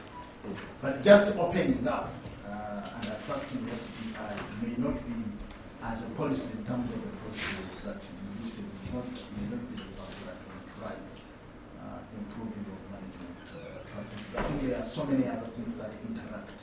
But I agree with you in terms of management capacity, improving productivity. I think that is a very strong message that is coming out of the presentation. How you achieve it is where the challenge, I think, is. Now, on family businesses, in terms of a comment, we've decided in the case of Uganda to limit family ownership in the banking sector. There is a regulation on single and related parties owned an institution. Because of our experience, the experience was very, very bad within the corruption. Any final? I think these are all, it's been a fantastic session, and there's lots of stimulating ideas for future. I do agree with what you said at the end. I think where we are in the research now is thinking about, what are the policies which could be used in developing countries to actually improve the spread of better management. And I agree, it's not just FDI, there's a whole range of different policies. Thinking about what the right kind of management and growth strategy is specifically for a particular country, I think is a good way of framing the debate. So thank you for that very comment. Thank you, John.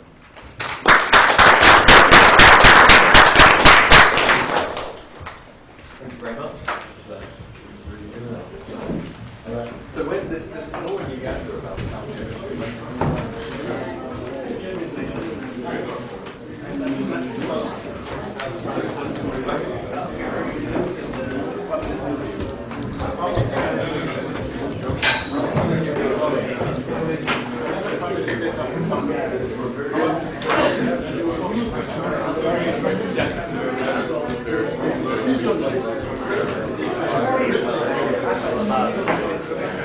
which is a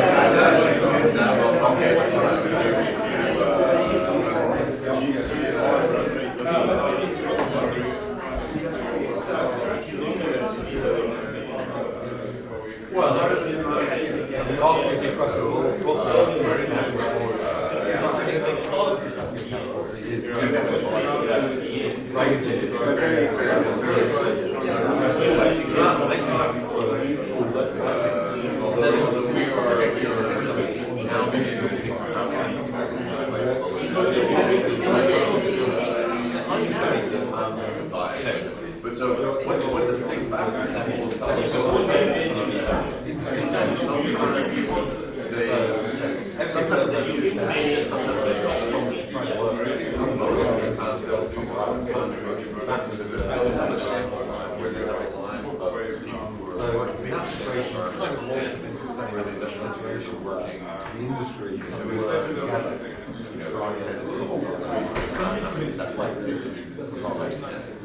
and it's something of a good process.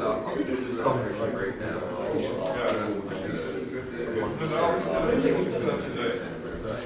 I start production.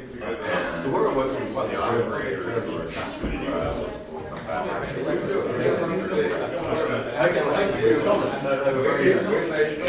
Come back.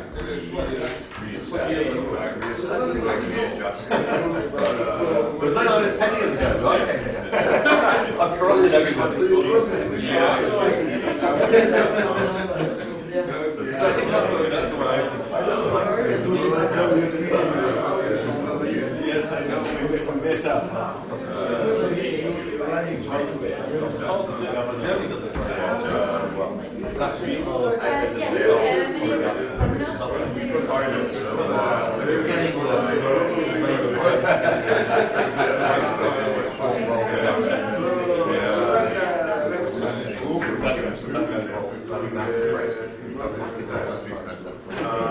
but they want to negotiate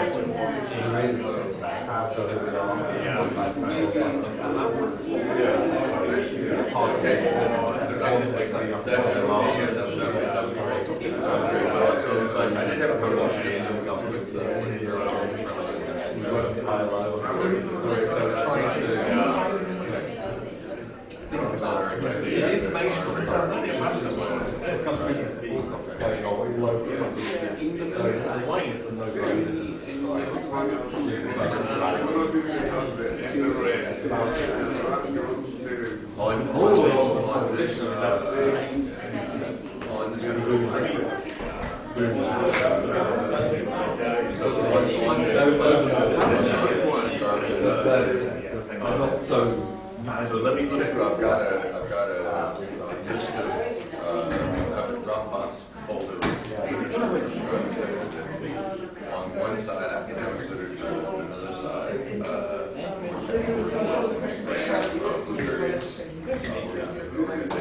oh yeah.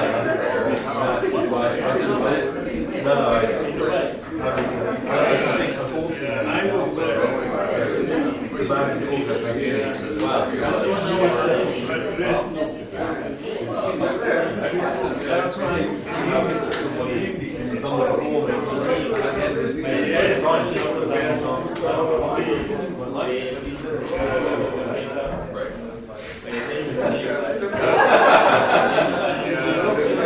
yeah, I didn't take it up on that. I don't know why.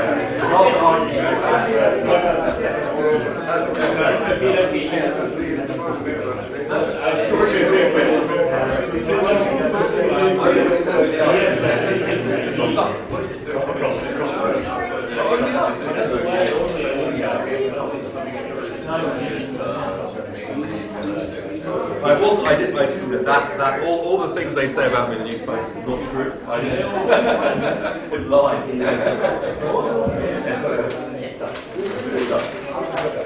Well, my father.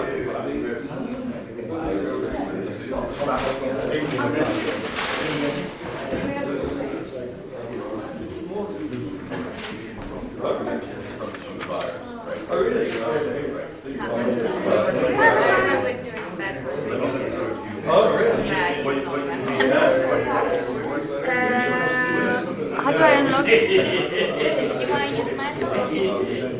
I don't know how to use it. How does it work normally? Yeah, someone signs in. Ah, but it's not going to view? Just sign me up in there and send emails from my account. But if I'm copying to the desktop, if I'm getting your desktop, not yes. But are you going to record and are you going to session? It's fine. Later will be is it you who's supposed to open the computer? Yes, you have a centralized guest account to sign in. No, that's in our account. I just want to copy on the main desktop because then Radhika is leaving. Cool.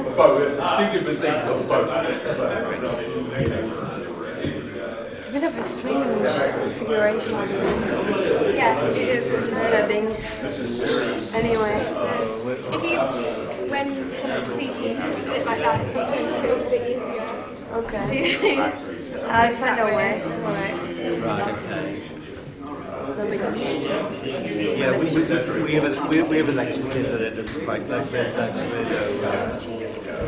So this is very good. Normal lecture theatres are generally just straight, but yeah, this sort of configuration. but yeah, I'm not Well, I mean, we have several these sorts of data. So how do you see that?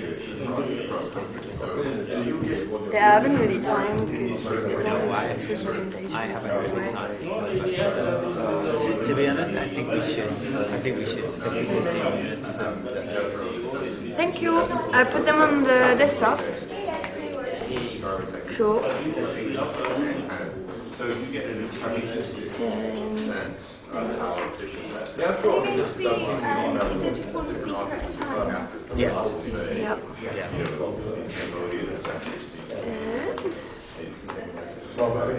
One of them is by both of us, but only one of us is presenting it.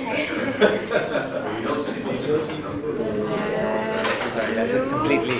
Oh, no, it is, don't say. That's mine, is it? Let me just look at it. No, that's fine, I looked at it, it is fine. I know that's yours, no? That's fine. Yeah. They look alike. It's a bit. They look alike, so I Oh, well, with mine. you did the base, you did them both. Yeah. I'm not sure about mine. Alright. No, that's big enough. Yeah, I can just see it. That's big enough.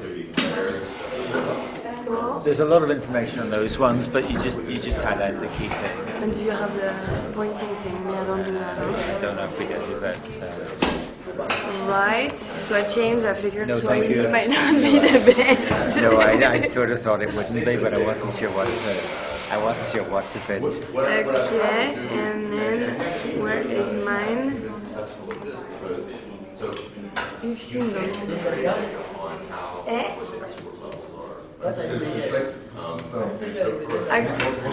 Agricultural productivity. Yield, US dollars.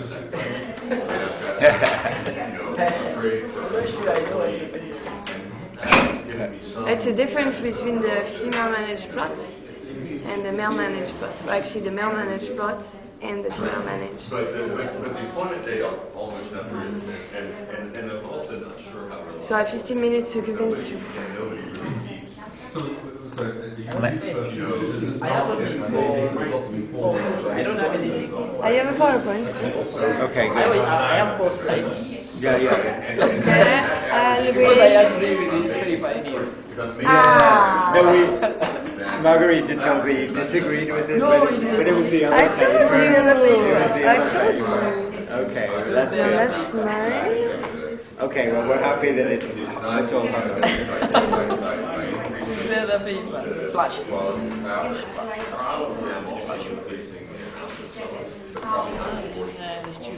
Oh, with the paper? Yeah. No, IDC. Comment. You want to look at it to see? I put it No, here. I don't want to see preview. That's not fair. I just want to see whether it's looking good on this computer. Okay, I'm not going to look at it. It's not right. Looking fine? Yeah. Anyway,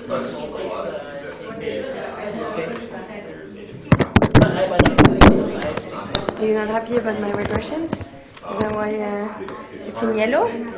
No, this is perfect. But it's not my regressions. It's not my regressions. No, I just need some explanation of Okay. Okay, cool. So can I get my Flash. Forget that it's well, I've got it important photographs and everything. Okay, so then we know Where is David Bevan? He's got time enough. We've got half an hour. We start at 3:30. Yeah, that's true. So I think there's a chair. There are two chairs. It's If I don't have that product, or I don't have a process, I'll get some collar attach my one where that shirt, the collar attachment equals us the same operation. And if I don't have something like that, then I can compare it. So when the details are being given, it's just to make sure that the chair repeats any questions. That's the base that we This one.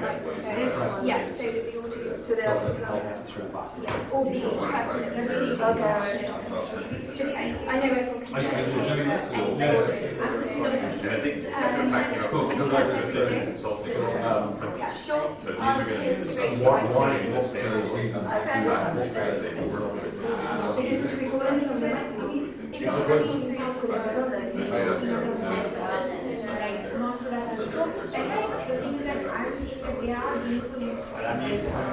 But again, so I think that we're quite interested in.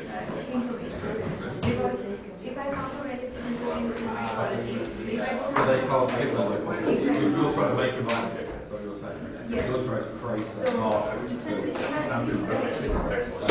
Very good.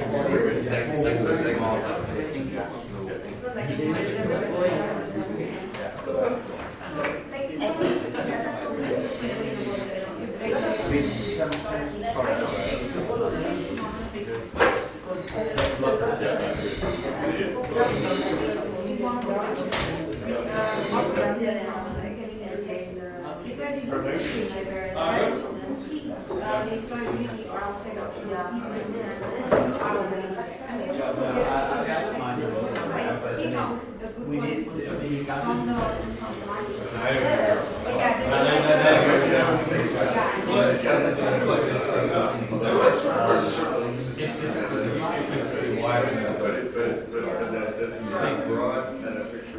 So I guess there's no consensus.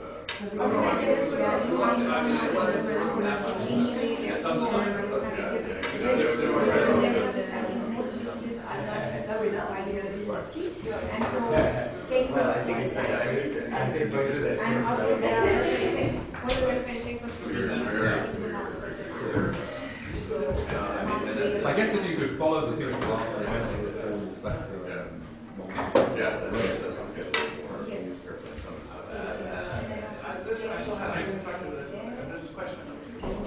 sounds like a much better thing to do. My question was, so I'm talking to people like, so what do I do first if I was like, what I do and then if they are so productive and they are taking the gender qualification, why don't we just hire them?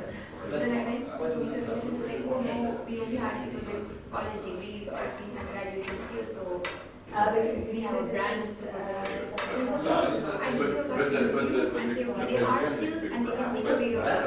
Whether it's efficiency or whether I mean, it's efficiency in some sense, whether it's efficient is all good. Why not? But it's whether it's just labor or Why hasn't somebody already done this? I guess.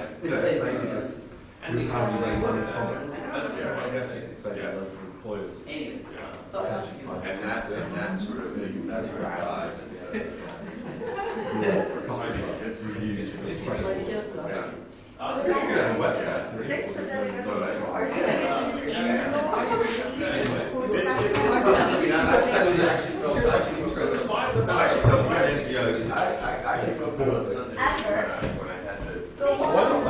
sounds like a good idea. I would have loved it.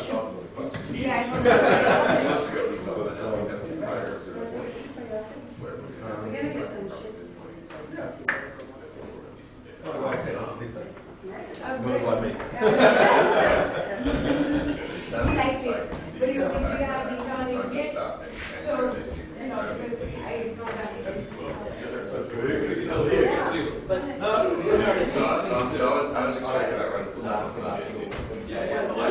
Finally at a point where I think by the next month we'll have enough factories.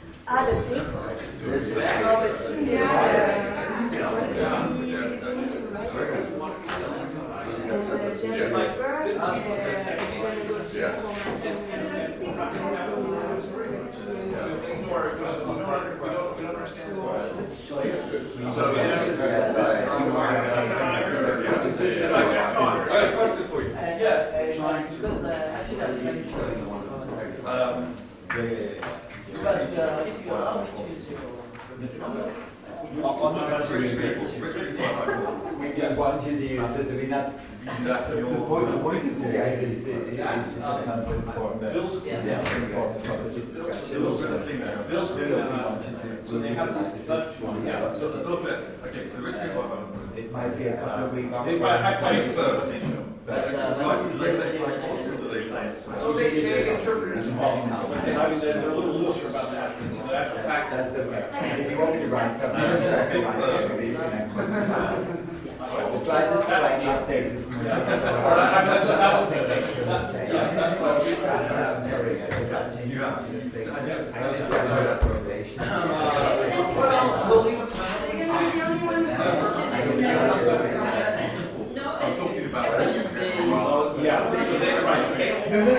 that's fine.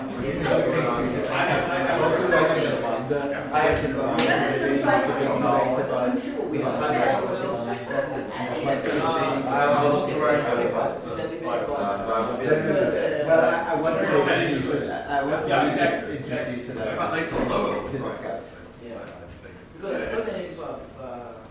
The entrance do, but I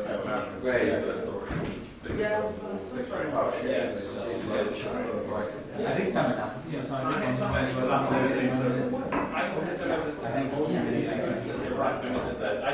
I can reverse that, and then That's an issue.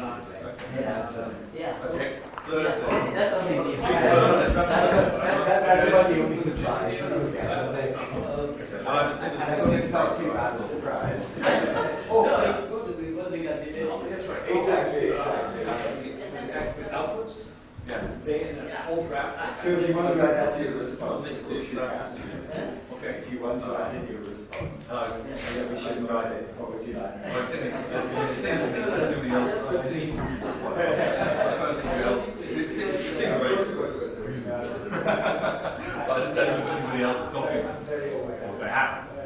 It's not indeed it's very hard to get good price,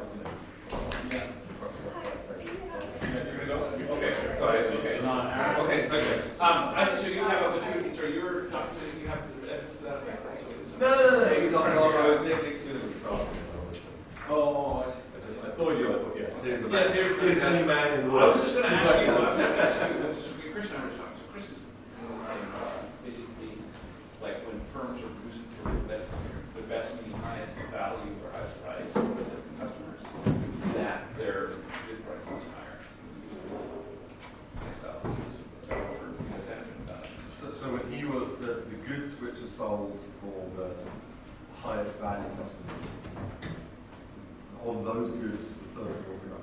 Yes. That's preliminary, but that was.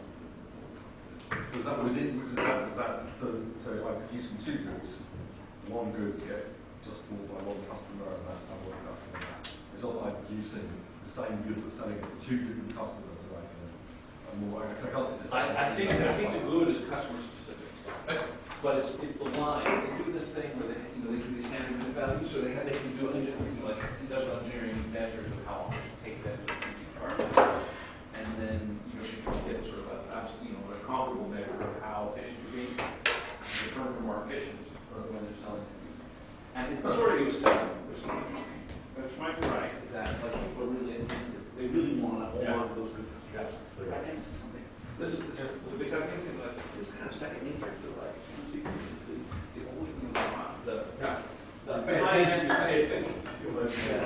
Right. But it's not just until the biggest customers, but the ones that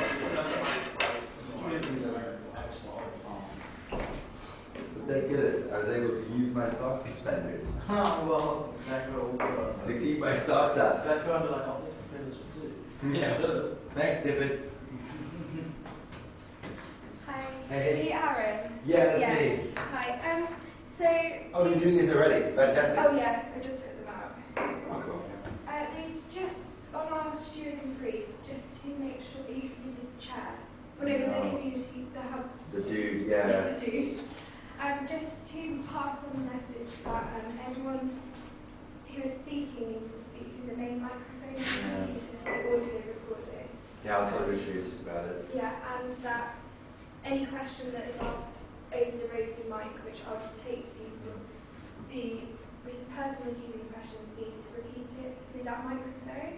Oh, really? Because we were taking recordings. It's only through that microphone. Yeah. Yeah, okay. Oh, cool. Okay. I will be sure to do that. And it just asks to make sure that we push people to fill out the feedback form if they've got time, just to remind everyone. Yes, of course. Want to get that feedback? How do we get better? Okay, cool. We'll try and find the dynamic duo for this movement now.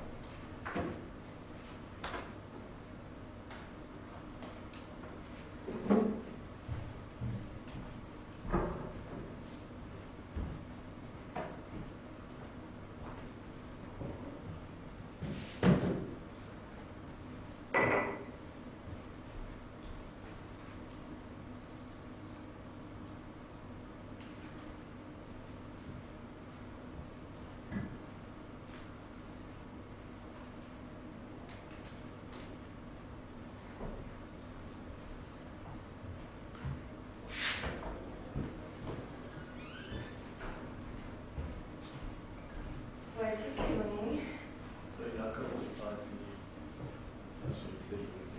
The team is working on it from outside, I think.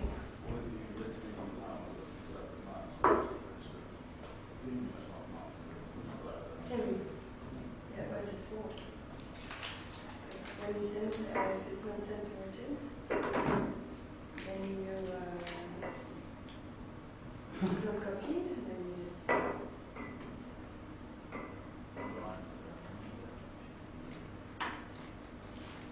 Just to make sure that he knows.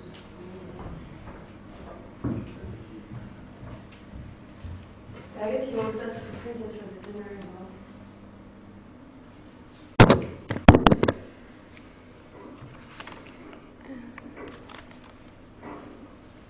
Can you see the this from there? For the photographer? I can see it from here? Okay. Is it big enough, or is it in the way? Is the thing in the way? Yeah, just for a good photo. From here, yes. From there, I don't know if you can see the piano. But From also, here I can see. If I angle it anymore, it will disrupt the view, so I'm sure it'll be fine. I just feel we were getting like our own. Yeah,